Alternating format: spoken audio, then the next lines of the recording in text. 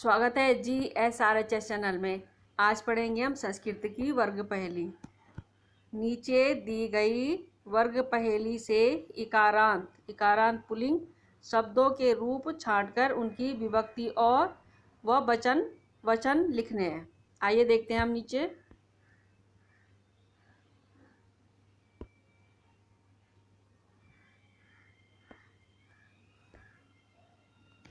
पहले देखते हैं, हमें इसमें से वर्ग पहेली के अंदर से छांटना है कि मतलब कैसे कैसे ये रूप निकल रहे हैं, तो हमें देखना है पहले।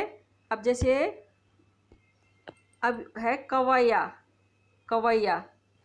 अब कवैया लिख लिए, यहाँ पे छांट के लिख लिया हमने।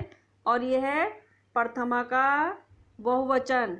कवि शब्द के जो रूप होते हैं उसमें इकारांत पुल्लिंग, कवि शब्द के इकारांत पुल्लिंग के ये है सब प्रथमा का बहुवचन।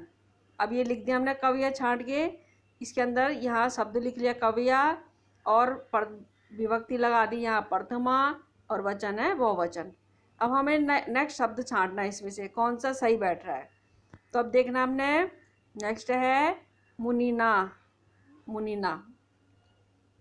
अब मुनीना हमने यहाँ लिख लिया, शब्द मुनीना लिख लिया और ये भी इकारांत पुल्लिंग का शब्द रूप है और ये विभक्ति है तृतीय विभक्ति मुनीना और एक वचन है एक वचन। मुनि शब्द के जो रूप चलते हैं। अब नेक्स्ट छांटना है हमने। अब कैसे छांटेंगे, अब देखना है कैसे बैठे। तो अब ये है मुनीसु, इस तरह से मुनीसु। अब मुनीसु है, ये शब्द है मुनीसु, इकारांत पुल्लिंग और सप्तमी का बहुवचन। सप्तमी का विभक्ति है सप्तमी और वचन है बहुवचन। नेक्स्ट शब्द देखना है हमने। अब छांटना है कौन सही बैठ रहा। तो अब ये हरिये, इस तरह से हरिये। अब हरिये शब्द लिख ले, यहाँ विभक्ति है चतुर्थी और वचन है एक वचन। अब नेक्स्ट शब्द देखने हमने कौन सा इसमें से सही लग रहा। तो अब ये लग रहा हरिव्या, इस तरह से छांटने हरिव्या।